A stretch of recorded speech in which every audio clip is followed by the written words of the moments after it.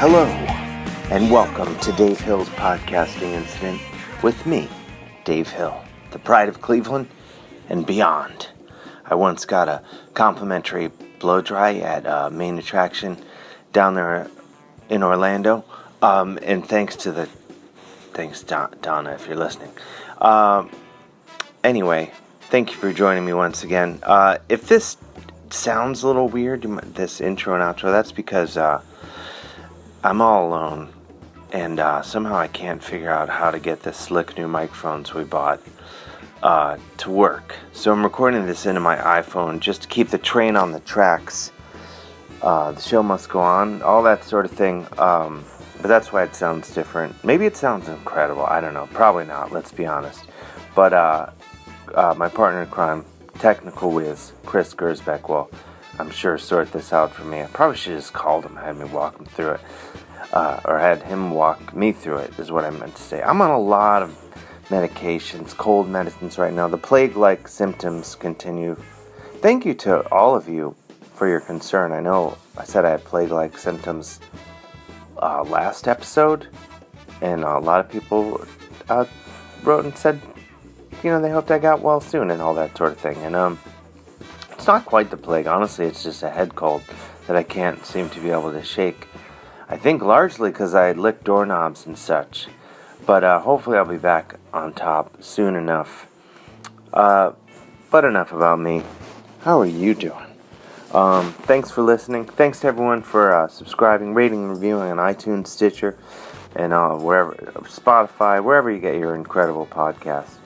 And please rate and review as much as you can, even if it's scathing, because supposedly it just helps get the word out, and then, our podcasting empire can't be stopped, basically. And that's the plan, is to take over a modest patch of real estate in the podcasting universe. Not too much, we're not crazy. Anyway. So thank you for that, and thanks to everyone who's been supporting us on Patreon.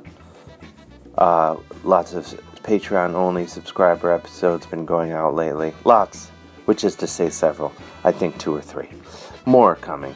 But go there, patreon.com/Dave Hill, and unlock a treasure trove of incredible bonuses, gifts, and bonus content, and good karma and whatnot by helping us keep gas in the tank and all that with this podcast, and helping us grow this incredible podcasting empire, really. We have a couple tricks up our sleeve, I'm not going to lie to you. What those tricks are, I don't know. They don't tell me. No, there are. We're working on them. Trust me.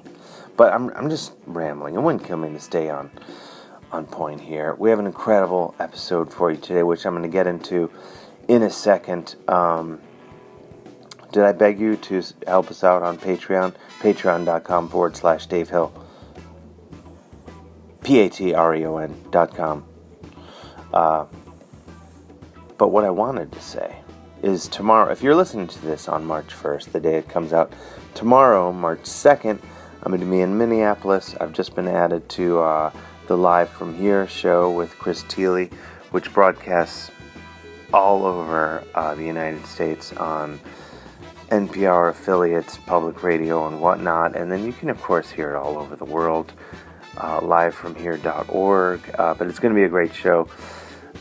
Broker and Social Scene are going to be doing it also. And I'm going to be doing it, which I just said.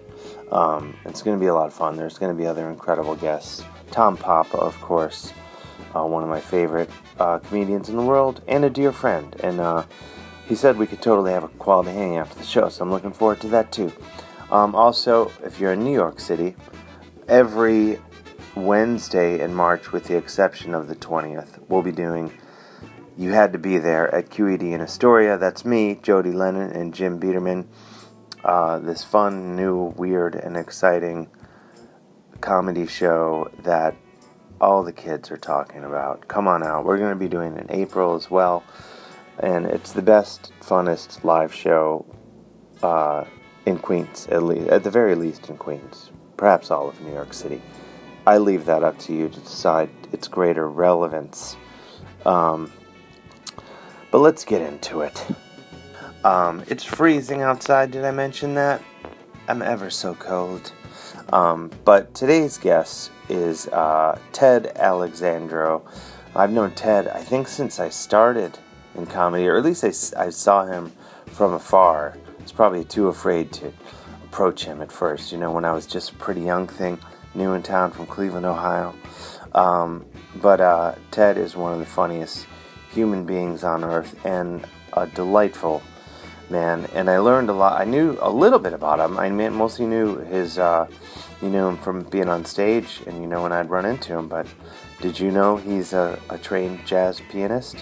Well, now I do too, and you're going to hear about that and other incredible things in this episode we're about to get into. Strap yourselves in for the thrill ride.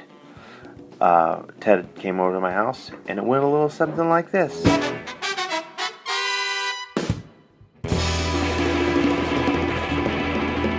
Are we ready to pot it up? Oh shit! I apologize in advance for any Lucy interruptions. That's sort of perfectly understandable. She's got her fans though. Yeah. Which has made us not do the obvious thing and get a dog walker or something. Because she's, Part of the show. Yeah, the listeners, they can't get in this with these new mics. Yeah. This is we pick it all up. Yeah, it's like an dog ASMR thing. But thanks for coming over. My pleasure, man. I was I've known you for a number of years but I realized I just know you as a hilarious comedian, man about town, but at my tireless research, you're a jazz musician.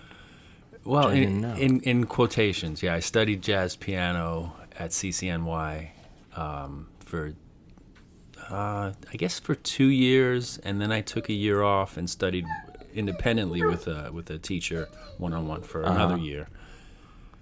And then I kind of made a left turn and got my teaching degree and taught music. But yeah, I was like really heavily into that for about 3 years. That's awesome. That's the sort of thing I read. I'm just like, oh man, I'm garbage.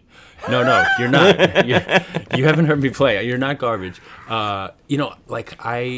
When I came out of high school, I had this sense that I wanted to be in the arts, but I didn't know what to do.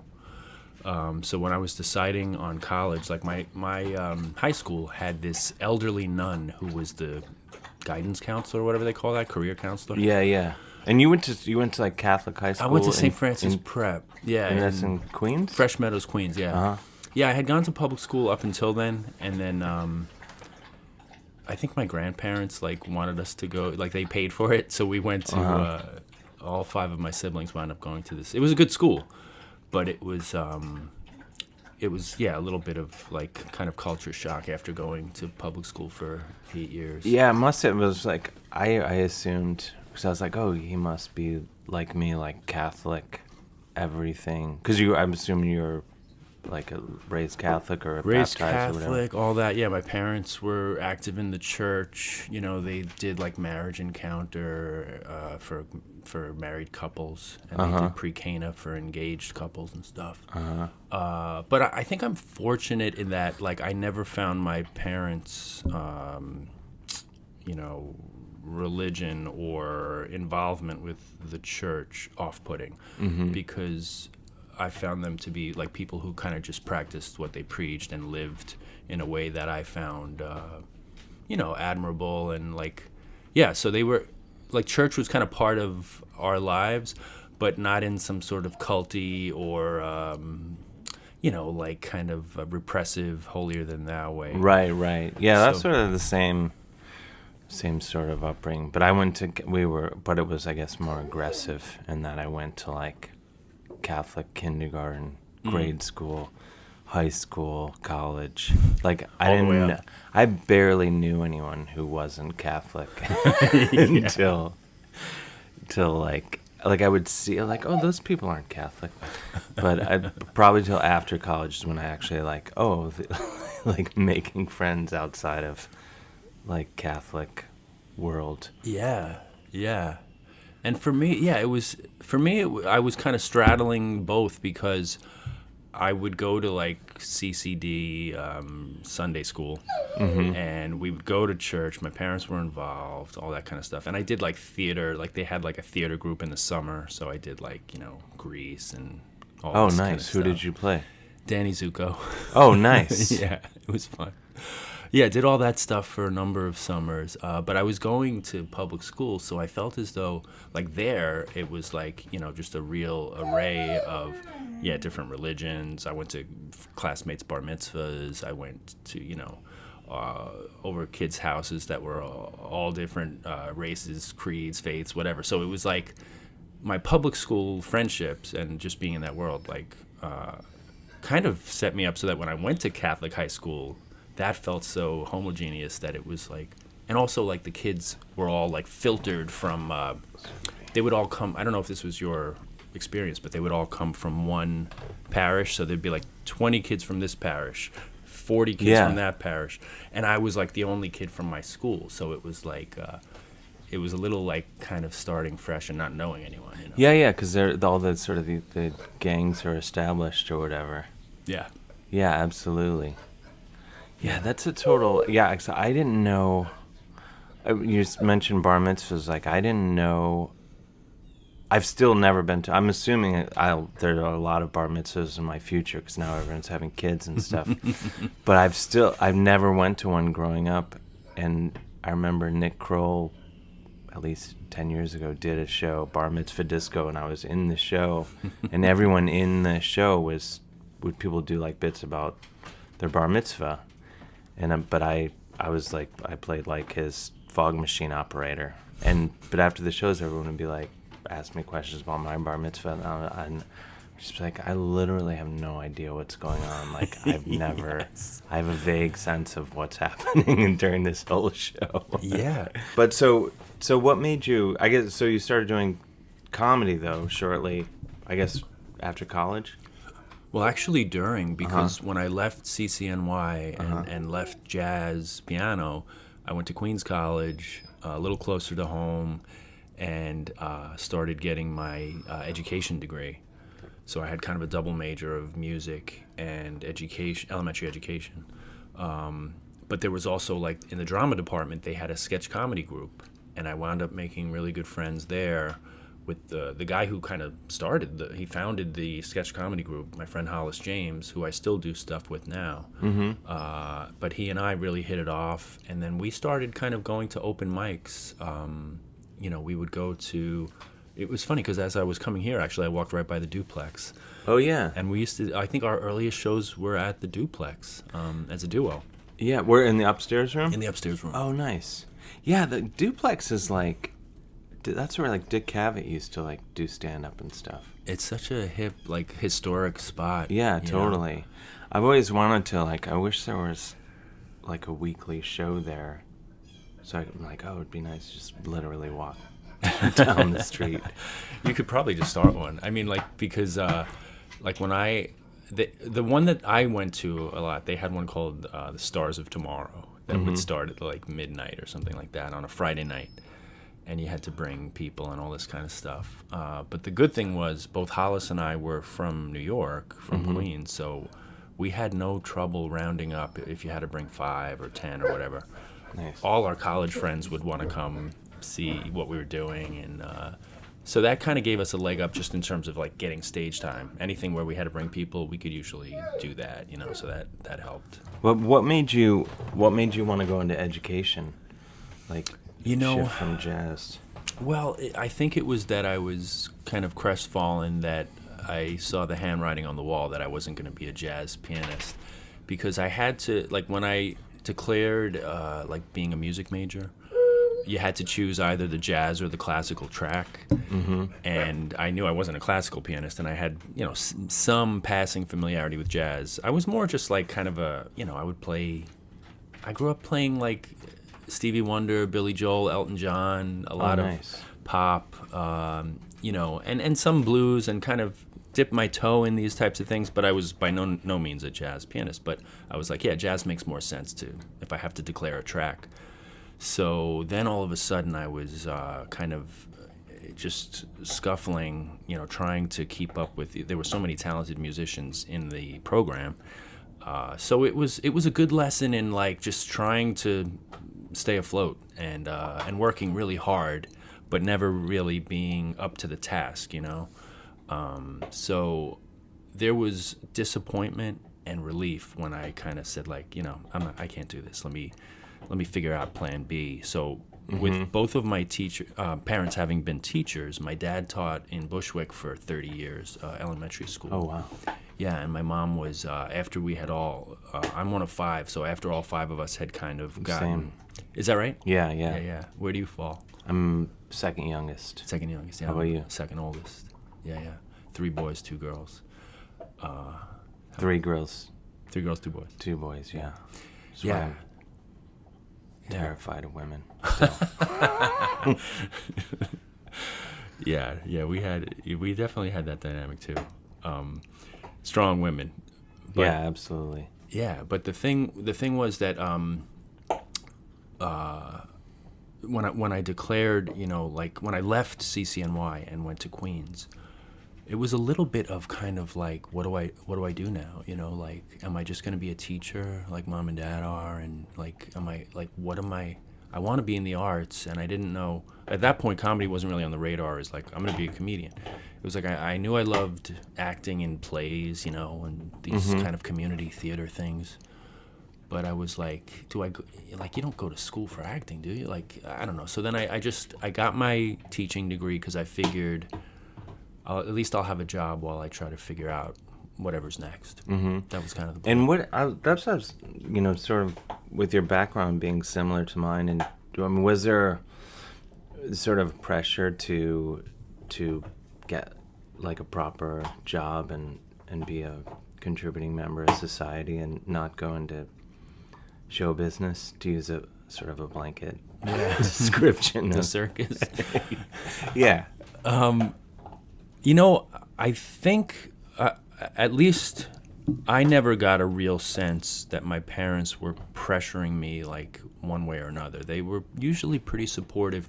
I think that their approach was always, if they saw that you were somewhat grounded in reality and like trying to figure something out, they didn't really kind of, get involved. They were pretty supportive. Like when I said, all right, I'm going to study jazz piano, they were totally supportive, and that meant that I was practicing scales in their house and practicing all the different things, 8 hours a day sometimes in their house. So you've got chops, I imagine. You'd have to studying jazz piano. Yeah, I mean, I think I did it at some point. I probably have some of the remnants of that, but yeah, there was a time when I was like really working very hard. So I kind of fantasize about like if we ever have a house. I'm sure you might have a similar fantasy. I do, yeah. My fantasy is, absolutely. A music room, a proper... Yeah, like with vaulted ceilings where I'm just... Yeah, and you could have sort of a Phantom of the Opera scenario if you want. That's right. I mean, minus the creepy aspects.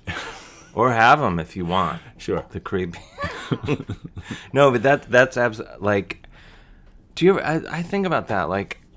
Yeah, because I'm always like, eventually I'll have that place in the woods with like a room with all my cool stuff, and every poster I've saved, that I can't, the Dave Hill room that I'm planning for when I'm an old man, and then I start to go, I don't know, this might be it, Dave. Like, you're in it. It might just be those poster tubes over there, and that's it. And then guitar in the living room, that's about as good. Which would be fine. Sure. You have to appreciate what you have, Yeah, but no, I have that absolute always. Yeah, I'm just like, we'll go. But do you do this because you live in the city? In Astoria, so, yeah. And so do you? So we're around the same age, I think, and I have like probably all your friends are doing the same thing where they like move out or they get like their weekend place, and I started going like, I guess I should get a weekend place. But then I'll go to these places and they're great, but I'm just sort of, aside from the dog being able to run around, I'm sort of like, now what do we do now? Like after like 3 hours, yes. I'm just like, we should go back to the city. Or do you feel the desire to?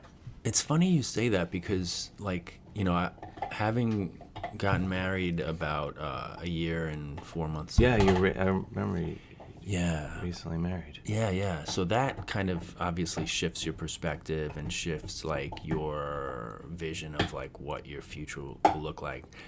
And my wife is from New Jersey, but kind of grew up with more space and, like, you know, just, you know, horses not too far away and just, like, nature, you know? And I'm from Queens, so to me, it's nice, like you described it. It's nice when I'm there for a few hours, but I don't feel the sense of, like, this is where I need to be. Yeah. But I'm also at a stage where, you know, I'm ready for a change, and, you know, my wife loves that. So I feel like I've lived in Queens essentially my whole life, and if I can be within a couple of hours of the city, I look at it almost as like a new challenge or a new journey or a new kind of like, all right, let's figure this out. Like, what will my life and my career look like based wherever we are? You know? Yeah. Yeah, I think, because I feel, I sort of think in those terms because I'm just like, yeah, like what, because I'm at that point where I'm like, well, maybe I don't want to die in this apartment. That's number one. Unless it's very soon. No. Right. But yeah, I think about that a lot. Yeah, sort of like, how's this going to go? And, you know, and then I think like, yeah, I'll move to Vermont or something, and I'll like go hang out at the coffee shop in Vermont. And I'm like, I don't know.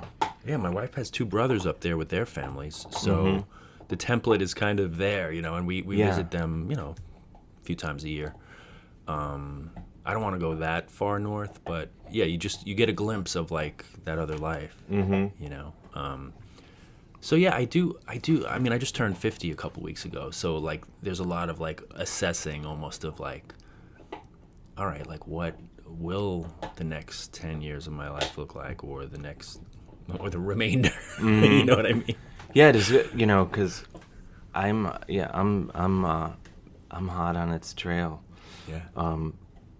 And I sort of go like, yeah, like I've never been like mentally 15 some days, or like 26 most days probably. And then I'm like, oh wait, like I'm just like been a grown man for a long time. Do you ever have thoughts like that where you're like, oh, like this is like I'm just recently, and this is, you know, the basis of my therapy pretty much is like trying to like get it into my head that I'm like, have been an adult for a very long time. And then now I'm like, but do you ever, you know, turning 50, do you ever think in those terms of like, oh, like this is a fun life? So I'm just starting to do that. I'm like, oh, this is like a finite journey that I'm on. For sure. Like, it's not like, oh yeah, I'll go, I'll just do like gigs in town, and then I'll go on the road, and like I'll just do that for the next forever. I'm like, right. Oh no, that's not how it works. Also, I'm getting tired. Like, sure, I'm starting to like whine about playing, you know, things like. But do you ever think like that? Oh yeah, all those things. You know, you wonder. But I think, like, being artists, like, you're used to being a creative problem solver and figuring out what's next anyway. We've done it our whole lives, so, like, that's not going to stop because we're a certain age. You just right. I think you have those skills. If anything, they're better. But yeah, no, I do think about how we're in the second half, or even, you know, final third. Well, I remember even at a family party, my nephews and niece it was like the kids' table, you know, and they were like from 8 to 14 maybe. And I just had this feeling that I was interrupting them. Like when I went over, I just wanted to like talk to them, and just visit with them. But I had, and it wasn't like they were very polite and welcoming, and we talked. But I had a sense that like, they'd rather just like talk. Maybe they're talking about video games or whatever they're doing. But I felt like the older uncle kind of insinuating myself into. Yeah. You know what I mean? Yeah, absolutely. I've noticed that as well with my nieces and nephews, where there was this, for a long time I was like, oh, cool Uncle Dave, he's fun and stuff, and we can just do whatever, we'll have fun all day long. And then now it's like, I'm like, oh, I'm now, I walk down in the basement, they're all playing, everyone stops, they tolerate me for a couple of minutes, and I go back upstairs. Yes. I'm like, oh yeah, I remember that shift. Yeah. When I was a kid, and that's what adults became. Yeah. And like now I'm, and my brother will tell me things like, you're not the cool uncle anymore. I'm like, what do you mean?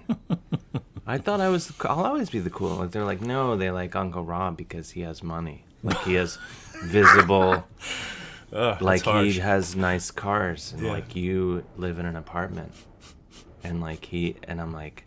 So then I just went from like feeling sad to I'm like, fuck them. Like, right, that's right. Fuck them. Like, you're not judging me. Like, I'm just getting over my parents judging me. You can't. Right. Can't start a whole new cycle. Yeah. No, that's interesting. I've had that. Yeah, like because I think you sound a lot healthier than I am.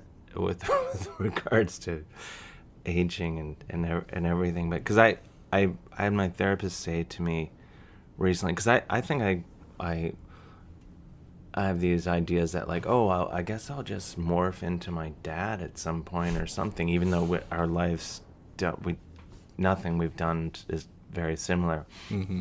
And then my therapist said to me recently, he's like, no, like you're just gonna be old Dave. And I was like, oh yeah. But like you were saying, he's like, you'll just figure out like you, as you always have. Mm-hmm. And I was like, oh yeah, that's right. I'm not gonna start like wearing like a fedora and a field jacket or whatever. Like right. But you can. That's an option. The option is there. Yeah. What do you do? You've been all over. I was reading. I mean, what do you have any? Where's the most bizarre place, or sort of surprisingly best place? I would in say the world that you've done. I did a tour of the Middle East. Oh wow. Yeah. Like military was, No. or just wow. No.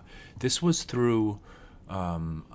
I don't know if you know the guys who did the Axis of Evil tour after 9/11. There was a bunch of Arab American comedians. So it was like Ahmed Ahmed, Maz Jobrani, Dean Obadallah.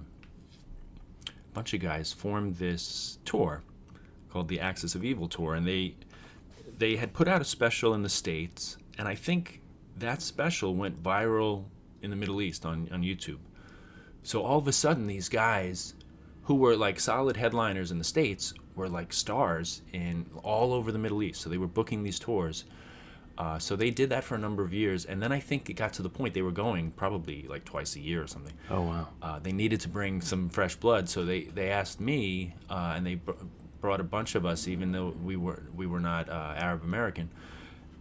They just started bringing other comedians over. I went with like James Smith, who's Australian. Oh yeah. And lived here for a while.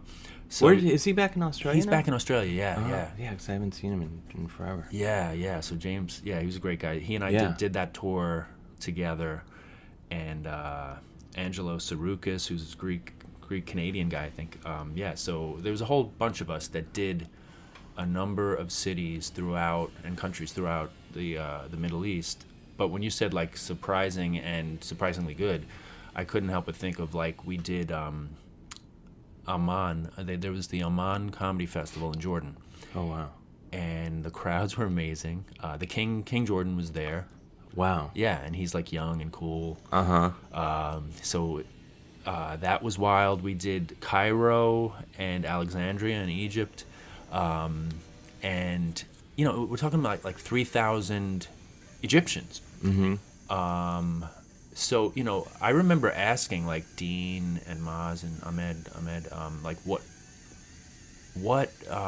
should I do? Like, what are they gonna understand? Like my material about, being a music teacher, or are they gonna understand like this or that? And they're like, just do your act. They kept saying it, like, just do your act. And I was like, are they trying to set me up to like bomb?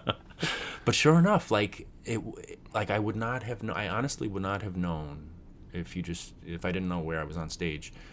It was like a great crowd, a lot of young people who had been educated at American universities and stuff like that, and couldn't have been more enthusiastic or appreciative. And that's another thing. I mean, maybe you've found that with international shows, how grateful they are. There isn't like kind of it's not routine, like some of these Americans, certainly New York, that it's taken for granted. When they see a comedy show in Cairo or whatever, they're thrilled, and they can't do enough for you. So it's a two-way street. They're so appreciative, and it takes you out of like maybe some of your jadedness and some of the things that you take for granted. And it's interesting. Like, did you find like any things? Because one of the things I used to fear is that sort of thing, like, oh, like what's gonna work, what's not gonna work, or there's certain, and I used to like try to figure it out beforehand. Yeah. And I wouldn't like this to happen a lot, but then like there's like the feeling of like going like, oh, I can't wait to do this bit that I've been working on that's been going really well in New York, and then you realize like one word is completely off to them. Mm-hmm. And it's enough to like I had this sort of like long thing where I talk about getting a gyro, which is even mispronounced, I realize, like, but it's sort of the Cleveland pronunciation of euro. And so I was telling this story about getting a gyro that like, it was kind of, I was so psyched. So I was like, oh, it's worked out really well. They're going to love it. And they were just staring at me. And then afterwards, and it's long, it's like 8 minutes, 10 minutes maybe. And finally after the show, and I was just like, fuck, like what happened? Like, but it's one of those things, like once you start, like I'm not going to bail on it. I'm just going to plow through. Like, I can't just bail on this. Yes. And then afterwards, the guy's like, oh, it seemed like you were talking about a kebab. And but gyro here is like kind of like a food stamp, I guess. So like I was talking about this like food stamp that was running with like he's like I figured out what you were talking about halfway through, but I think everyone just had no fucking clue. And it was like I was like, oh, that was, in retrospect, that was really entertaining what just happened, but like I don't want it to happen again. But I started like, it would just be so excruciating, but then I was like, oh, that's kind of a much more fun way to find out. It's just stand in front of a full room of people and just have them just be like, what the fuck are you talking about? And you feel that energy in the room. Yeah. And it's like, yeah. And sometimes I think the more I've done it, I've gotten more comfortable at like recognizing and saying like, do you guys know what I'm talking about right now? Because then, like it opens up that dialogue of, then they can be a little bit of the authority too of like, oh, we call it this or what, you know what I mean? But yeah, no. And it's funny how you make those split-second decisions in the course of a set of like you said, even bailing on it midway or not doing it all together. Mm-hmm. But I mean, as a performer, at least I usually feel so much better if I take that chance, because on the drive home or whatever, if I didn't do it, even if it went great, I feel like I cheated myself. Yeah, totally. I chose the cowardly path. I was in Montreal the other night, and like I had like all these new jokes I wanted to try out, and then I just kind of was like, I'm just gonna stick with stuff I know is gonna go reasonably weird. And then afterwards I was like, well, what the fuck did I come here for? Like, Right. if I'm just like kind of running, you know, it's good to do, you know, the show, but I was like, I just kind of felt like, oh, I didn't That's do the thing. Constant battle, you know. Yeah, you almost have to like really have that game plan solid before you set foot in the venue, you know, so that you're mentally, because if you're kind of halfway, it's easy. Like once you're up there, it's easy to bail. Yeah, it's easy to go like, oh, I want them to like me. I want them to please like me. And what did it was like, I have this bit about Guitar Center, and which is not a new thing. I've been, you know, doing it for a few months, and then I got up there and I did the first line of it, and then right away I was like, oh, do you guys don't have Guitar Center, do you? Because I could just tell they were like, because in America, like, just a line about, I can tell right away the recognition, and they were, Right. and I was like, yeah, they're like, no, we don't have it, and I was like, I didn't know like what, I was just like, this is fucking not gonna, there's no way I can dig myself out, because it's based on like at least having driven past guitars, you know.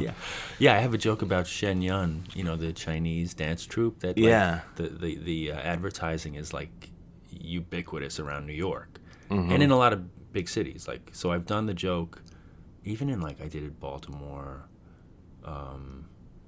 Philadelphia. So like big cities where this show goes, the joke is just how I feel like I'm being stalked by this production. You know, 'cause they won't stop until I go see it, you know.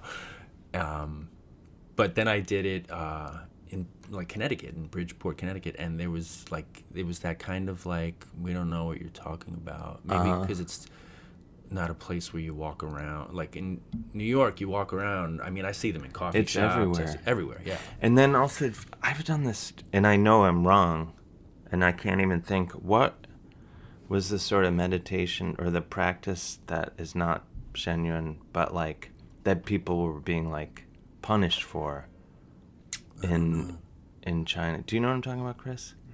Would there be people protesting the punishment that was happening in China for, I can't remember what it's called. It's like a martial art thing, or not Tai Chi or something? No. It's, I can't remember. Practicing a religion, or yeah, it's like a meditation. Okay. that people. Chris is are you googling, Chris? Yeah. And there's just horrible punishments being handed out for it in China. And then I had this phase where I was like confused, where I was like, oh, Shenyun, they've made a show out of that thing. I can't. But if he can think, I was like, good for them. And then one day I realized, I was like, oh, this is totally separate, but all of this is meaningless unless we can figure out what. Yes, that's it. Falun Gong. Yeah, that's it. Do you remember there'd always be like people like in Bryant Park, or Long Bryant, like activists? Yeah. And in Times Square and stuff. Yes, and they would have kind of posters outlining the abuse and oppression. Yeah, there was a brief period where I was blurring that and Shen into one thing. I was like, how did they go from the protest to the show? Fucking idiot I am. I'm a complete idiot. They made it into a dance troupe. You know, I flashed back to when I was in the Middle East. One joke that was kind of a litmus test that, like, kind of for me, removed any kind of worry was at the time, Obama had just been elected, and I had a joke about how not only is he the first black president, but it's the end of white presidents forever, because you know what they say, you know, and I wouldn't finish the thought, you know, I would just, when I did the joke here in the States, I would say, because you know what they say, and people would just kind of laugh or clap or whatever. So I did that joke there, and people got it, like the once you go black thing, like, you know, as soon as I said, you know what they say, they started laughing and clapping. Mm-hmm. So I was like, wow, like I thought for sure that would be like an American phrase, or, you know, just something that wouldn't translate. Mm-hmm. So that for me was kind of like the confirmation of, totally. It's probably all right. We can let that the screen die. That's all right. It'll survive. Yeah. So that was just another example of like, you know, you always have these little things of like, and sometimes you're like mid joke when you realize like, oh, the end of this, you know, is something specific to whatever.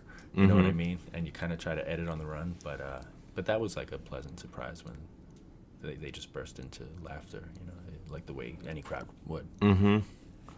And we have to. Chris does some work on this. You have a new podcast. Yes. Yeah. A Little Bit Me. It's called A Little Bit Me. Which is hilarious. Thank you. And I'm jealous of it because like most of it is you. It turns out it's a lot. Yeah. You know, when I decided to do it, I was trying to like reflect on like what was this thing that scared me most, and that I kind of decided that the thing that scared me most was to do it majority myself. You know, just kind of stream of consciousness, make some notes, things I want to talk about, and then see where it goes. So I was scared by that because I just felt as though like, how am I going to fill an hour doing that, you know? And is it going to be entertaining at all? But yeah, like I've taken to it and I've done 8 of them now, and it's kind of almost like a meditative, reflective things, and funny things do come up and stuff, but it's almost just kind of assessing like life in comedy and you know, all that stuff. And you call some random people. I do. I have what I call. There's different segments. So one is grading my marriage. One is cooking with Ted. If I've been on a kind of a cooking. Oh run. yeah.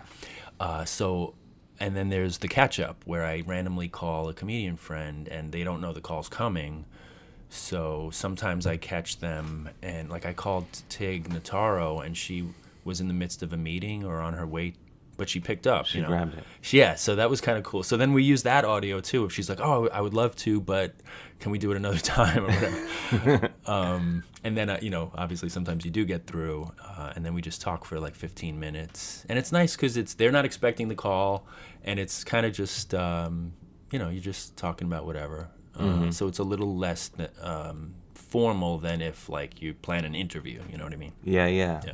And I like the phone call aspect, because I feel like when someone calls me now, or when I call someone, like I assume like they'll probably pick up because they must assume something horrible is happening. Yes, it's true, and that's another thing I realize is like I never call anybody. I mean, maybe family, but I don't call any of these comedian friends that I'm calling for my podcast. Yeah, and that was another kind of struggle of like, oh, am I kind of like abusing our friendships, or is it an imposition in some way, or kind of, just bad form?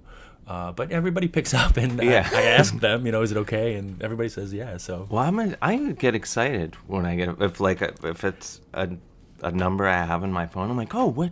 Something really, and it's usually just someone who's like, I'm tired of texting. Let's pick somewhere for lunch. Yes. It's like an annoyed Todd Berry or something. Like, where? Come on. Yes. Where do you want to go? Who I just called yesterday. So yeah, nice. He's on the latest one. How did that go? Great. Yeah. Todd's so funny because he was another one that I had called, and I think he was in the midst of doing something. So like maybe in the second episode, I had called Todd, but then just this one, I called again and he picked up. So we did it. It was fun. Nice. I mean, it was pure Todd. He's annoyed. He's doing other things. He was building a box for his cat. Oh, his cat. Yeah, his cat. I had lunch with him the other day. The cat.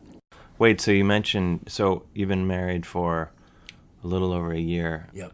How's it going without being invasive? No, in not the at general. All. No, it's great. This is a woman that we knew each other like 12 years ago and dated. Mm-hmm. My best friend Hollis James, who I mentioned earlier, we did stand up as a duo and went to college together. He introduced us. So we dated, and I loved her then and kind of thought she was the one. But we broke up, and kind of almost 10 years went by. And then she texted me a few years back. And she had been traveling around, and I kind of lost touch. Like it also was like a conscious decision because I knew I loved her there was a conscious decision of like, all right, let me not like look at her social media. Let me not, let me move on. Mm-hmm. So I did that, and years went by, and then when she reached out, did you hang on to her phone number, or did you delete it? I deleted it, but I recognized it. Oh, okay. When I got the text from her saying like, hi, how are you? I'm in New York. Do you want to? She was doing an art show actually in Brooklyn. Mm-hmm. So we went to the art show, then we went for coffee and stuff. And it was just like 10 years had gone by. We were both in a good place. I was a little wary initially because I didn't want to be like, all right, I know I love her, but the easy thing to do will be to just jump back in with both feet. So I was a little bit, as best I could, put my guard up. But I loved her, and also she was ready and kind of expressed that to me too, and expressed some regrets about the way things had happened in the past. Uh-huh. So it was just the right time, and we really, despite my inclination to not jump in with both feet, I did. Oh, nice. And yeah, so it was great. So we dated for a couple of years, and then just got married. So it's been a full circle kind of thing, and yeah, in a weird way, it's almost kind of affirmation of that. Oh, and I know it's just because it had a happy ending, but I felt that it had a happy ending already, just in that I had gotten over it and moved on with life and dated other people, and I was happy. But it had a even happier ending that she came back around, and it was affirmation that like I guess that my gut was right. My gut was right that she was the one. My gut was right that I had to move on. So it was just like a really great life lesson in all of those respects. And now just being married to her is fun. Mm-hmm. Yeah. And she's not in show business? No, she is an artist and a psychic medium. So wow. She does mediumship. That's awesome. It is. Yeah. Yeah, so that's really cool too, because she has her own thing that's fascinating to me. Oh, wow. That, we talk about both the art and the mediumship. And yeah, for me, it's like she's just one of the most interesting creative people I know, and funny and all that. So it's nice to be around her. And how does it, like with her being a medium, does that play into, like, can she pick up on things with you in a way that's different from like a regular person? Yeah, I think so. I think she is very intuitive. Yeah, and also just in terms of like, like that gift of like things like when recently, longtime New York comedian legend William Stevenson passed away, a guy who had been emceeing for my whole career, like a real stalwart of the scene. And my wife Madeline said, William Stevenson came to me and said, tell Ted shawarma. Now shawarma was the Comedy Cellar. They serve shawarma. That's like their staple, for years. And I had, eaten shawarma with William at the Comedy Cellar and my wife, mind you, didn't even know what shawarma was. She's like, I know the word, but what is shawarma? I'm like, it's meat. It's like meat, it's like Middle Eastern kind of meat. And the Cellar would serve it. So, when she heard it, she said, what? And he laughed and said, shawarma. Tell him shawarma. And so she told me that, and so that's just one example of like a lot of like. And did she tell you this before or after you had heard that he died? This was after. Right after. Yeah, I knew. Yeah, she knew, and I knew that he passed. Yeah. Wow. Yeah. So, that's wild. And she does readings for people, and stuff like that, and it's almost like, it's in a weird way, it's an intersection of like grief counseling and I guess like it's psychology, and it's just channeling these, because it's not like she says it just it comes like if somebody, like an energy or something. And in a weird way I find it similar to stand-up, and she says like, she's like, I'm sure that stand-ups are psychics, like, because like you see crowd work or stuff, you see like people just like they know somebody's story, like, oh, the couple has been you guys are married, or you guys, they just nail something specific about what they do for a living, or and I've seen that happen a lot. I saw Chris DiStefano had a special recently, and he said to a guy in the front row, you have a Yankees tattoo somewhere on your body, and the guy lifts up his and on his forearm, so like those type of things, are fascinating to me. Yeah. Well, I think that's interesting you say that, like, because I always played in bands before I started doing comedy, and like with bands, I'd be like afraid to sing and things like, and have a few beers, and then when I started doing comedy, I was like, well, I don't want to do that. I don't want to have like drinking be a part of the equation. Mm-hmm. And I drink, but after the show. So, but very quickly, I learned. I was like, oh, like the energy that you feel, like if you can feel, so there's something over in this corner. Like even if you're not even hearing it, you can feel this. And I find like even if I were to have like one drink, like it's like this barrier is up where I can't feel any of that stuff anymore. Like Absolutely. It's just like, so, and I hate like, and on the rare occasion where like something, I don't know, like I wound up having dinner and I ended up having a drink or something, like, extremely rare that it would happen. Like, and then, and like not enough time has passed, whatever, and I get up on stage and I'm like, oh, I can still feel that glass of wine from a couple hours ago, and I hate this because I can't feel any of that energy. Yeah, it's such a weird. I agree. Thing. Yeah, it impedes it. Like, even if it's a fraction of a second, or you feel a disconnect. And so much of that is important to like navigating a room and navigating energy, and like you were saying before, with a crowd like has this kind of personality, that is like this amalgamation of energy. Mm-hmm. And you can sense those things in the room. Like you can sense, like if there's a table that is, sometimes it's obvious, like there's a drunk person or there's a disruption or somebody speaking too loud or whatever.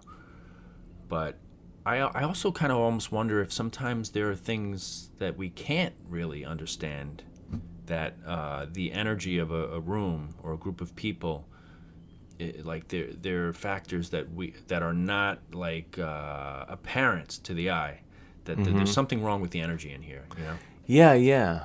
And I think that's the challenge, is like trying to figure it out, and and sometimes there's almost not, it might not work out, or like, yes, it's just like there's nothing you can do, or whatever. But like I remember, like from very early on, after I started, like because a lot of times you just see a comedian just be like, oh, fuck you guys, like just just be like, you guys suck, right? And that's the problem, you guys are a shitty bunch of people.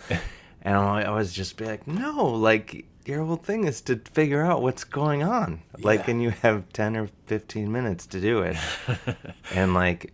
But so often you just see someone be like, oh, fuck you guys, like, absolutely, but I'm like, oh, that you just, that's no fun, right? Just sometimes too, like if I say, like when you say the obvious thing of like, is something wrong? Like, did something happen in here that I'm not a part of? Or, like just almost like breaking, like addressing, even if you don't do it perfectly, addressing like what's, sometimes I say like, we don't need to do this. Like if there's more important things like that you guys need to talk about, like we can, and then sometimes what will happen is like you said before, someone will come over to me afterwards and say, yeah, like before you got on stage, this or that happened, or something really weird happened where this guy, like they kicked somebody out, or there was a fight, like, and something you were completely unaware of, but the room was weird, So I've had that happen. So sometimes I think just the best thing you can do is spew out whatever you're recognizing and say, like, something's wrong here. Maybe it's me, maybe it's you guys. You know what I mean? Mm-hmm. Yeah. Yeah, absolutely. Speaking of Todd Barry, I think he's always good at that. Like, I've done shows with him where, and I think you're great at it. I think you always have like a real like comfort level with the room and the audience and all Thanks. that. But I think that's an amazing skill to be able to go up there and be like, because I've seen nights like that where, like, everyone is just going up there and eating it, and then it's the person who like is like, what is happening, and then they're the ones to turn it around, to address it. Yeah, because it's not just your act. It's like you've got to be present, right? And you've got to be like in the moment or whatever, all those things that they say. But it's funny you mentioned Todd, because my wife always says Todd's psychic, like, because when you see his crowd work shows, right? Yeah. I mean, he would never say, "Yeah, I'm psychic," but he. But it's funny, like, the way he channels certain things in some of those special, like the special about the crowd work shows and stuff. Yeah. He really has his finger on the pulse sometimes. Well, I'm gonna go. You and Todd are psychics. Thank you so much. My pleasure, Ted, for coming over. Yeah, man. Thank you for having me.